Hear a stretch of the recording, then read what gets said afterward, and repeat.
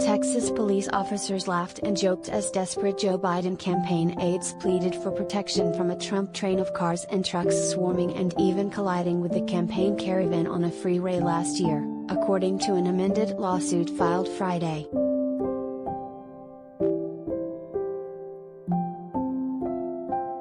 Text messages, and recordings and transcriptions of several calls to the San Marcos Police Department captured at least one official's joking, flat-out denial of help when contacted by a 911 dispatcher.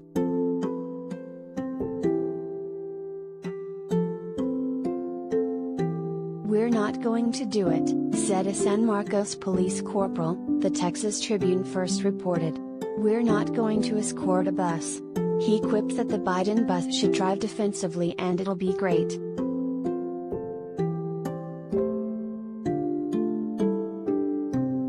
When a 911 dispatcher told a campaign aide to call back if they felt threatened, the staffer responded, "Are you kidding me, ma'am? They've threatened my life on multiple occasions with vehicular collision," and again asked for an escort along the freeway in south central Texas.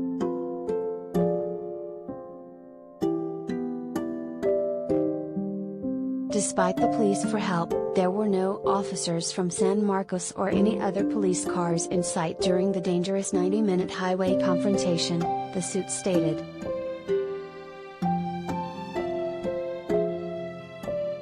The Biden bus and accompanying cars were chased by the train on the high-speed highway as they headed to campaign events a year ago.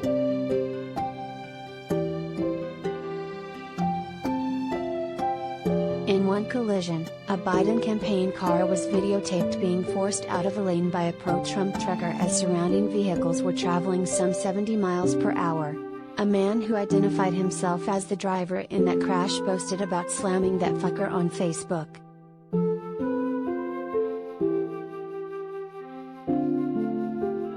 After the reckless stunts that clearly imperiled the safety of all nearby drivers, then President Trump crowed in a tweet, "I love Texas," and called the Trump train drivers patriots. He boasted that the confrontation was trending on Twitter.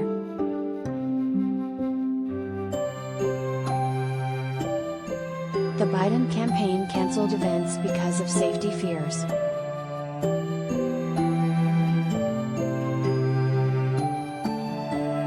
The lawsuit, filed by campaign workers and former Democratic State Senator Wendy Davis, who was on the bus, accuses the San Marcos Police Department and city of failing to protect the campaign caravan despite repeated calls for help.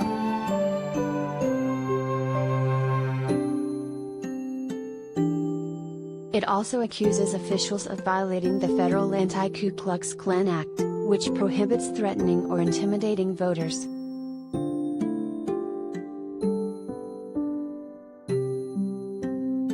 A second similar lawsuit against Trump train organizers and participants also accuses them of violating the Anti-Klan Act.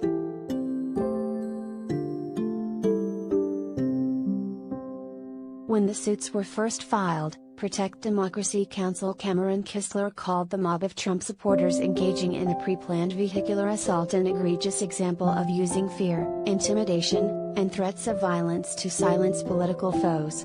This is exactly the type of behavior that the Klan Act was enacted to deter.